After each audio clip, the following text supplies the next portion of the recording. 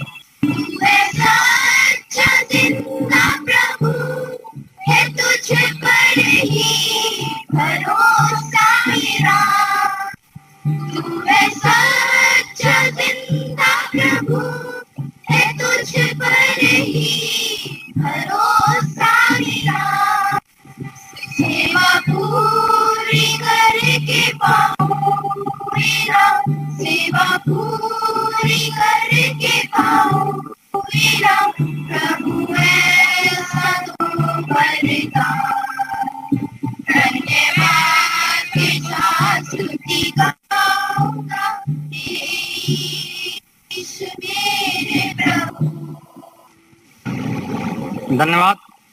अब इसी क्रम गाजीपुर की धरती से श्री नरसिंह यादव जी द्वारा माननीय प्रधानमंत्री जी के स्वागत में गीत प्रस्तुत के लिए आमंत्रित करते हैं। नरसिंह जी।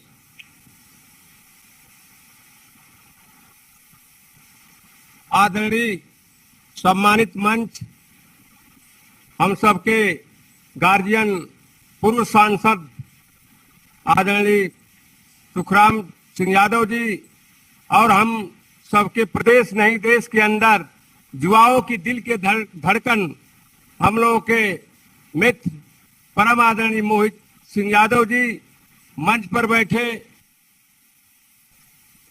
अब मैं डॉक्टर नरसिंह यादव, जिला गाजीपुर, उत्तर प्रदेश से माननीय नरेंद्र मोदी पर एक गीत बनाया हूं। जहिया अरे जहिया मोदी जी लहलावा तारा देशवा जय जयकार करे। अरे मोदी जी की बात निराली, अरे मोदी जी की बात निराली, जो दर पर आय न जाए खाली, अरे जो दर पर आय न जाए खाली। ये भैया भारत माँ के भैल खेवल हारा, ई देशवा जय जयकार करे। मोदी जी का एक नारा है, सबका साथ विकास का नारा, दहलन सबके लिए दुलारा, अरे दहलन सबके लिए दुलारा। ये भैया दुनिया में मचला कार, ई देशवा जय जयकार करे। अगली लाइन है, न मोदी जैसा कोई शासक, न मोदी जैसा कोई शासक, देश की जनता बनी उपासक, अरे देश की जनता बनी उपासक। ये भैया जनता मांगे फिर मोदी सरकार, देशवा जय जयकार करे। अरे चौधरी हरिमोहन सिंह यादव के सरताज, देश की अरे रख ले देशवा के उलाज। ये भैया अरे रख ले देशवा के उलाज। ये भैया सौर चक्र का पौला ऊपर, ई देशवा जय जयकार करे। मोदी युवा दिलों की चाहत, मोदी जी की चाहत है चौधरी मोहित यादव ऐसे नौजवान हमारी पार्टी में जुड़े। मोदी जी के युवा दिलों की चाहत, चौधरी मोदी के बनले बाग, अरे चौधरी मोहित मोदी जी के बनले बाग। ये भैया चौधरी सुखराम के दुलार, देशवा जय जयकार करे। अंतिम लाइन है, नरसिंह यादव की ये गीत बढ़ाएगी जनता में ये प्रीत। ये भैया चौधरी मोहित सुखराम के दुलार, ई देशवा जय जयकार करे।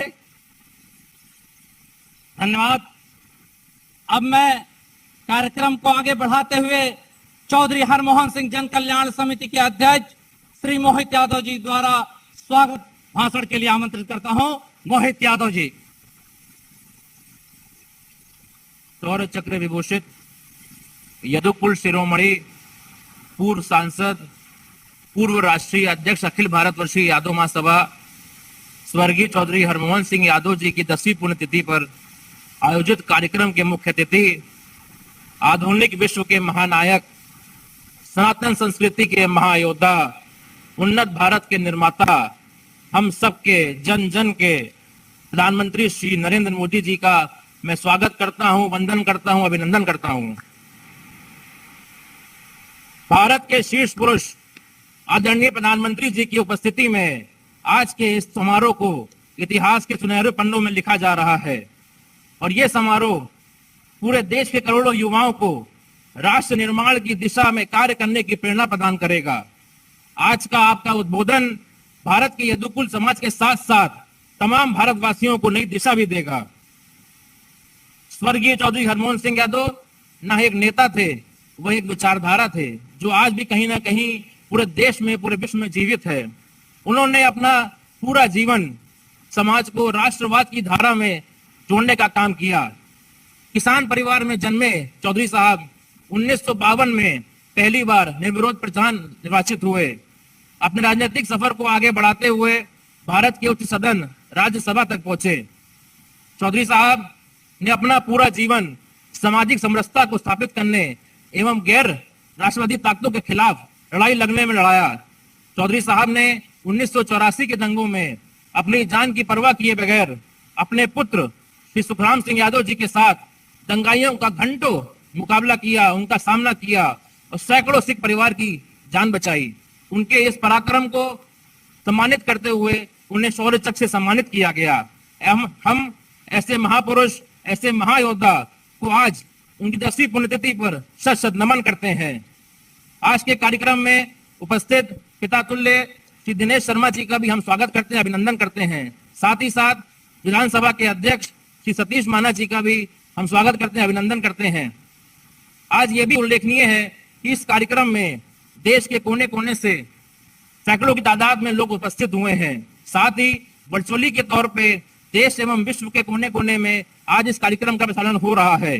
प्रमुख रूप से जो मंच पर लोग उपस्थित हैं उसमें श्री वासुदेवालु जी जो राष्ट्रीय उपाध्यक्ष हैं अखिल भारतवर्षीय यादव महासभा के, कर्नाटका राज्य से आते हैं। तमिलनाडु से जो राष्ट्रीय उपाध्यक्ष हैं नंद गोपाल जी, कर्नाटका से रामू कुनाड राष्ट्रीय सचिव, क्षत्रिय जो यदुवंशी राजघराना है जैसलमेर का राजघराना, वहां के महाराजा विक्रम सिंह जी, बिहार यादव महासभा के अध्यक्ष डॉक्टर इंद्रदेव जी, तमिलनाडु से जी कन्नन जी, तमिलनाडु से जे रामचंद्रन जी, पश्चिम बंगाल से केसी कपाल जी, दिल्ली से श्री रविंदर यादव जी, तेलंगाना से आर प्रकाश यादव जी, केरल से रामेश्वरम से गुरु स्वामी जी, उत्तर प्रदेश यादव महासभा के प्रदेश महासचिव विश्राम सिंह यादव जी, झारखंड से कैलाश यादव जी, पूर्व मंत्री मनोज यादव जी, राजस्थान से मनोज यादव जी, मध्य प्रदेश से सुरेंद्र सिंह यादव, प्रेम सिंह यादव एवं आए हुए प्रदेश के कोने कोने और देश के कोने कोने से सभी अतिथियों का मैं स्वागत अभिनंदन करता हूं। मुझे मेरे बड़े बाबा, मेरे बड़े दादाजी स्वर्गीय चौधरी राम गोपाल सिंह यादव और चौधरी हरमोहन सिंह यादव जी ने हमेशा किसानों, गरीबों, पिछड़ों और वंचितों के लिए लड़ाई लड़ने का हमेशा मुझे पाठ पढ़ाया है, हमेशा मुझे सीख दी है। आज इस मंच के माध्यम से मैं ये कहना चाहता हूं, जो मेरे पूर्वजों ने मुझे पाठ पढ़ाया है, मुझे सीख दी है, माननीय प्रधानमंत्री जी की प्रेरणा से और भारतीय जनता पार्टी के मार्गदर्शन से मैं समाज में निरंतर काम करता रहूंगा। एक बार पुनः मैं हम सबके गौरव, हम सबके नेता, हम सबकी आन बान शान माननीय प्रधानमंत्री जी का मैं स्वागत करता हूं। धन्यवाद। धन्यवाद आदरणीय मोहित जी। मैं काली शंकर पूर्वांचल की धरती गोरखपुर से अध्यक्ष श्री कृष्ण धर्मपीठ एवं संयोजक यदकुल शिरोमणि श्रृंखला कानपुर की धरती पर पुनः माननीय प्रधानमंत्री जी का हार्दिक स्वागत अभिनंदन करते हुए माननीय प्रधानमंत्री जी से चाहेंगे कि वे अपने आशीर्वादों से हम लोग को सिंचित करने की कृपा करें। आदरणीय माननीय प्रधानमंत्री जी, माननीय प्रधानमंत्री नरेंद्र मोदी, माननीय प्रधानमंत्री जी। नमस्कार। मैं स्वर्गीय हरमोहन सिंह यादव जी, उनकी पुण्यतिथि पर उन्हें आदरपूर्वक नमन करता हूं, अपनी श्रद्धांजलि अर्पित करता हूं। मैं सुखराम जी का भी आभार व्यक्त करता हूं कि उन्होंने इस कार्यक्रम के लिए मुझे इतने स्नेह के साथ आमंत्रित किया।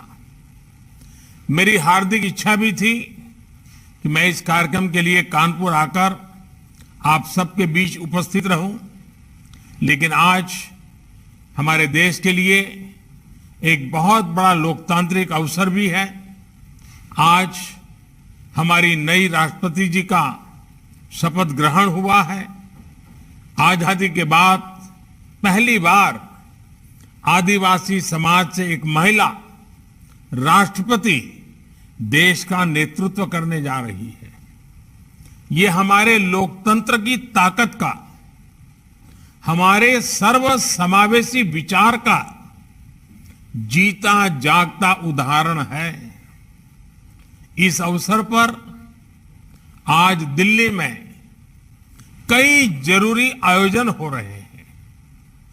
संवैधानिक दायित्वों के लिए मेरा दिल्ली में रहना बहुत स्वाभाविक जरूरी भी रहता है, इसलिए मैं आपसे वीडियो कॉन्फ्रेंसिंग के जरिए आज आपसे जुड़ रहा हूं। साथियों, हमारे यहां मान्यता है कि शरीर के जाने के बाद भी जीवन समाप्त नहीं होता।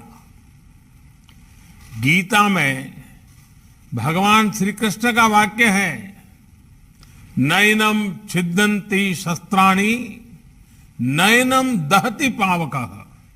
अर्थात आत्मा नित्य होती है, अमर होती है। इसलिए जो समाज और सेवा के लिए जीते हैं वे मृत्यु के बाद भी अमर रहते हैं। आजादी की लड़ाई में महात्मा गांधी हो या आजादी के बाद पंडित दीनदयाल उपाध्याय जी, राम मनोहर लोहिया जी, जयप्रकाश नारायण जी, ऐसी कितनी ही महान आत्माओं के अमर विचार हमें आज भी प्रेरणा देते हैं।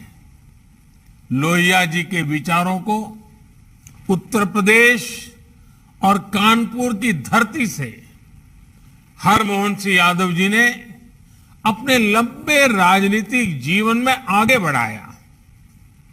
उन्होंने प्रदेश और देश की राजनीति में जो योगदान किया, समाज के लिए जो कार्य किया, उनसे आने वाली पीढ़ियां उनको निरंतर मार्गदर्शन मिल रहा है।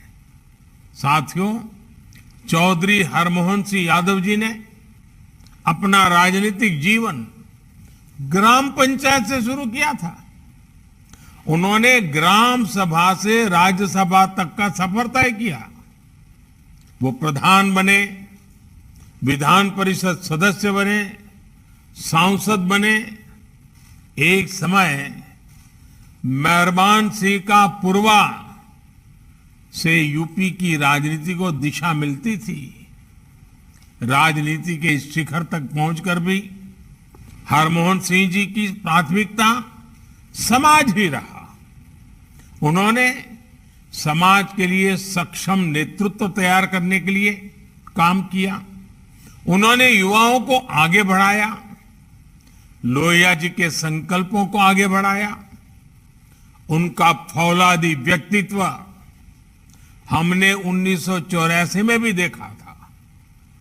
हरमोहन सिंह यादव जी ने न केवल सिख संहार के खिलाफ राजनीतिक स्टैंड लिया, बल्कि सिख भाई बहनों की रक्षा के लिए वो सामने आकर के लड़े।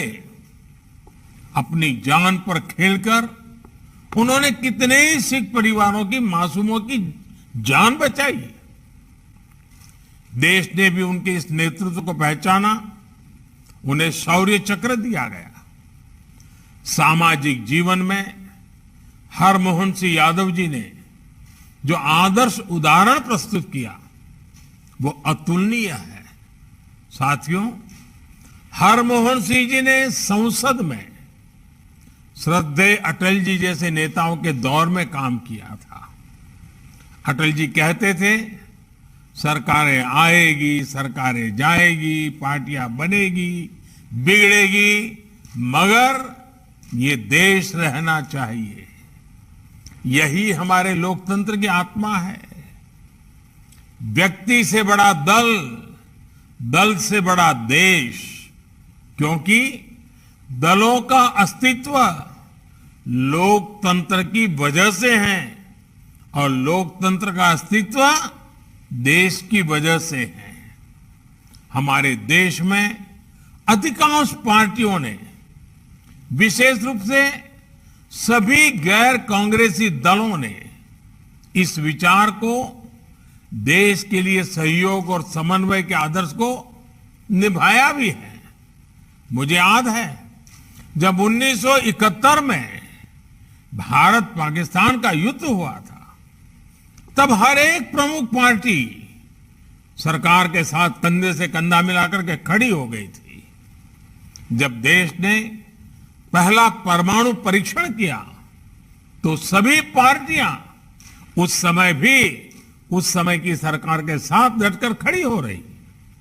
लेकिन आपातकाल के दौरान जब देश के लोकतंत्र को कुचला गया तो सभी प्रमुख पार्टियों ने, हम सब ने एक साथ आकर संविधान को बचाने के लिए लड़ाई भी लड़ी। चौधरी हरमोहन सिंह यादव जी भी उस संघर्ष के एक जुझारू सैनिक थे। यानी हमारे यहां देश और समाज के हित विचारधाराओं से बड़े रहे हैं।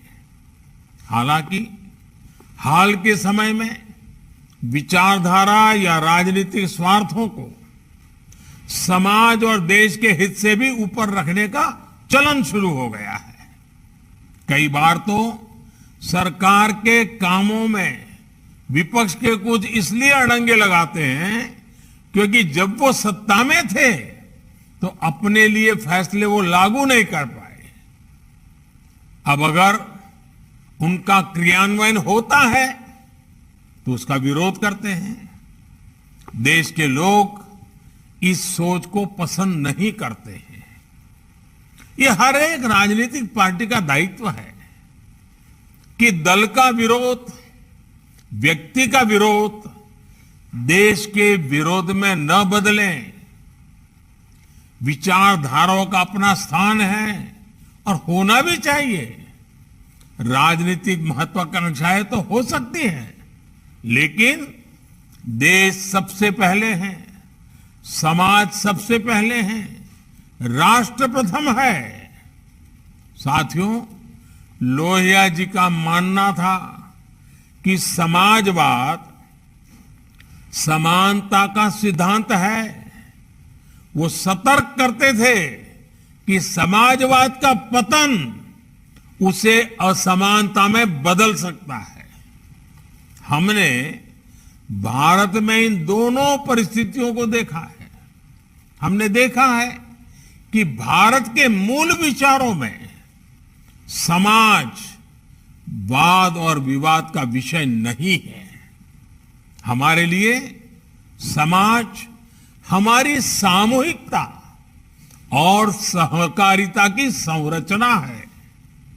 हमारे लिए समाज हमारा संस्कार है, संस्कृति है, स्वभाव है। इसलिए लोहिया जी भारत के सांस्कृतिक सामर्थ्य की बात कहते थे। उन्होंने रामायण मेला शुरू कर हमारी विरासत और भावनात्मक एकता के लिए जमीन तैयार की। उन्होंने गंगा जैसी सांस्कृतिक नदियों के संरक्षण की उसकी चिंता दशकों पहले की थी। आज नमामि गंगे अभियान के जरिए देश उस सपने को पूरा कर रहा है। आज देश अपने समाज के सांस्कृतिक प्रतीकों का पुनरुद्धार कर रहा है। ये प्रयास समाज की सांस्कृतिक चेतना को जीवंत कर रहे हैं, समाज की ऊर्जा को, हमारे पारस्परिक जुड़ाव को मजबूत कर रहे हैं। इसी तरह नए भारत के लिए देश अपने अधिकारों से भी आगे बढ़कर आज कर्तव्य की बात कर रहा है। जब कर्तव्य की ये भावना मजबूत होती है तो समाज अपने आप मजबूत होता है। साथियों, समाज की सेवा के लिए ये भी आवश्यक है कि हम सामाजिक न्याय की भावना को स्वीकार करें, उसे अंगीकार करें। आज जब देश अपनी आजादी के 75 वर्ष पर अमृत महोत्सव मना रहा है तो ये समझना और इस दिशा में बढ़ना बहुत जरूरी है। सामाजिक न्याय का अर्थ है समाज के हर वर्ग को समान अवसर मिले, जीवन की मौलिक जरूरतों से कोई भी वंचित न रहे। दलित, पिछड़ा, आदिवासी, महिलाएं, दिव्यांग जब आगे आएंगे तभी देश आगे जाएगा। हरमोहन जी इस बदलाव के लिए शिक्षा को सबसे जरूरी मानते थे। उन्होंने शिक्षा के क्षेत्र में जो काम किया, उसने कितने युवाओं का भविष्य बनाया। उनके कामों को आज सुखराम जी और भाई मोहित आगे बढ़ा रहे हैं। देश भी शिक्षा से सशक्तिकरण और शिक्षा ही सशक्तिकरण के मंत्र पर आगे बढ़ रहा है। इसलिए आज बेटियों के बेटी बचाओ, बेटी पढ़ाओ जैसे अभियान इतने सफल हो रहे हैं। देश ने आदिवासी क्षेत्रों में रहने वाले बच्चों के लिए एकलव्य स्कूल शुरू किए हैं। नई राष्ट्रीय शिक्षा नीति के तहत मातृभाषा में शिक्षा का प्रावधान भी किया गया है। कोशिश यही है कि गांव, गरीब परिवारों से आने वाले बच्चे अंग्रेजी की वजह से पीछे न रह जाएं। सबको मकान, सबको बिजली कनेक्शन, जल जीवन मिशन के तहत सबको साफ पानी, किसानों के लिए सम्मान निधि, ये प्रयास आज गरीब, पिछड़े, दलित, आदिवासी सभी के सपनों को ताकत दे रहे हैं। देश में सामाजिक न्याय की जमीन मजबूत कर रहे हैं। अमृत काल के अगले 25 साल सामाजिक न्याय के इन्हीं संकल्पों की पूर्ण सिद्धि के साल है। मुझे विश्वास है देश के इस अभियान में हम सब अपनी भूमिका निभाएंगे। एक बार फिर श्रद्धेय स्वर्गीय हरमोहन सिंह यादव जी को विनम्र श्रद्धांजलि। आप सभी को बहुत बहुत धन्यवाद।